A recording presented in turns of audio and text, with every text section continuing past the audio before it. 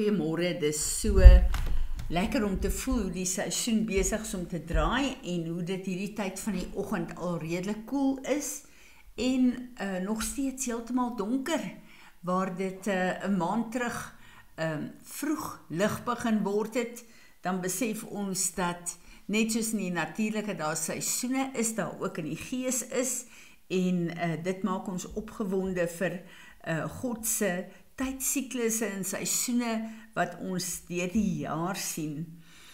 Ek wil met julle deel 'n gedeelte in Judges 11 wat my hart so aangeraak het. Ek is altyd so opgewonde wanneer die Here in bekende stukke vir ons 'n openbaring gee wat ons eie lewe net weer aanraak en vir ons so 'n versekering gee. Nou hierdie is van Jefta, die 9de rigter in Israel wat God gebruik het, maar ek wil eers gou vir ons hierdie gedeelte lees. Jefta said to the leaders of Gilead, "If you bring me home again to fight against the Amorites, and the Lord gives them over to me, understand that I will be your head." And the elders of Gilead said to Jefta, "The Lord is witness between us, if we do not do as you have said." So Jefta went with the elders of Gilead, and the people made him head and leader over them. And Jefta repeated all he had promised before the Lord at Mizpah. So die hele gedeelte hier van Jefta was die gedeelte waar die 9de rigter van Israel opgestaan het, maar ek besef ek moet ook van vers 1 lees. Now Jefta the Gileadite was a brave warrior, but he was the son of a prostitute. Gilead was the father of Jefta. Gilead's wife bore him sons, and when his wife's sons grew up, they drove Jefta out and said to him, "You shall not have an inheritance in our father's house, because you are the son of another woman." Then Jefta fled from his brothers and lived in the land of Tob, and worthless and unprincipled men gathered around Jefta and went out on raids with him. Now this happened after a while that the Ammonites fought against Israel. So as ons na hierdie storie kyk, dan is Jefta die oudste seun van Gilead. Maar dit was 'n seun wat hy by 'n prostituut gehad het. En toe hy seuns by sy eie vrou het en hulle word groot, het hulle, die woord sê, hulle het hom uitgedryf, hulle het hom verag, hulle het hom gesê, jy gaan nie deel wees van ons pa se huishouding nie, en jy gaan beslis nie erf nie. En die woord sê in vers 3, dat Jefta fled from his brothers. So hulle het hom nie net uitgeskel nie, maar hulle het hom fisies aangerand ook en weggedryf. So hy moes toe uit Gilead uitgaan en die woord sê hy het in die land van Tob gaan woon.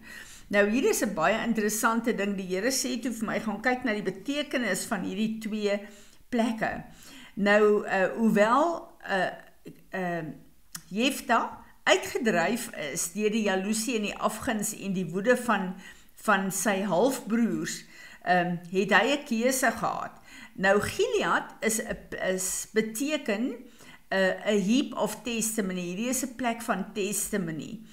En die woord Tob, waarheen Jefta toe gaan om te gaan bly, is 'n baie interessante plek. Dit beteken iets, a beautiful, bountiful, cheerful, prosperity place, a place of pleasure, of welfare, of wealth.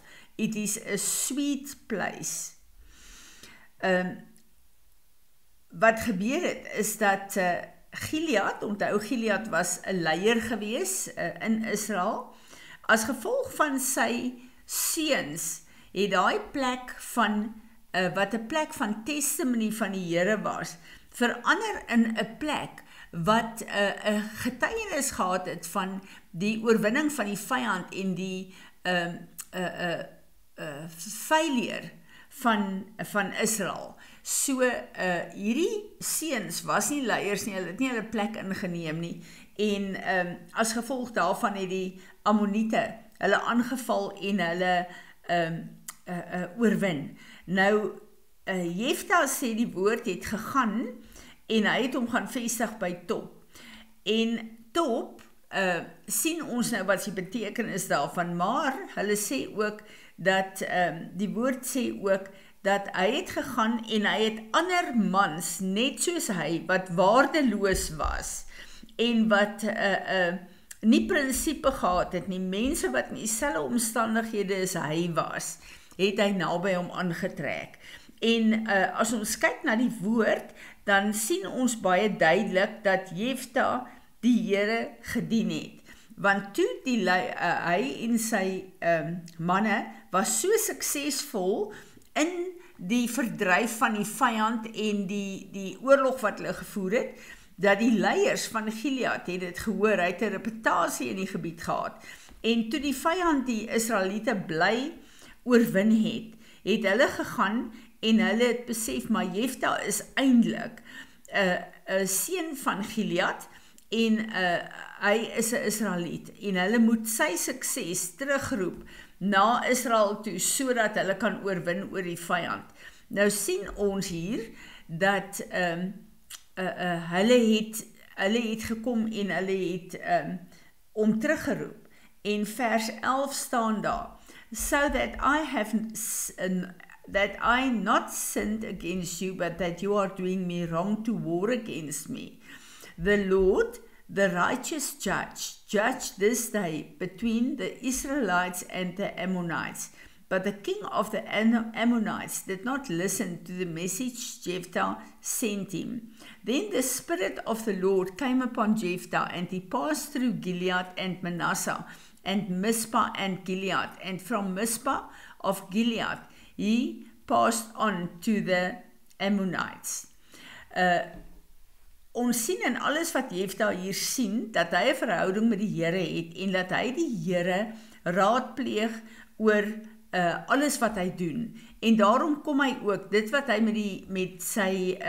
met die leiers bespreek het, kom Jefta en hy sê, ek lees vir ons hier van vers 10 af, and the elders said to Jephthah, this is why we have turned to you now, that you may go with us and fight the Ammonites, and be our head over all the citizens of Gilead. Jephthah said to the elders of Gilead, if you bring me home again to fight against the Ammonites, and the Lord gives them over to me, understand that I will be your head. And the elders of Gilead said to Jephthah, the Lord is witness between us, if we do not do as you have said. So Jephthah went with the elders of Gilead, and the people made him head and leader over them. And Jephthah repeated all he had promised before the Lord at Mizpah. Sy verhouding met die Here, dit wat hy bespreek het ook met die leiers van Israel, het hy gegaan en hy het dit eers by die Here uitgeklaar. En hy het vir die Here gevra, as hy die Ammoniete in sy hand gee, dan sal hy gaan.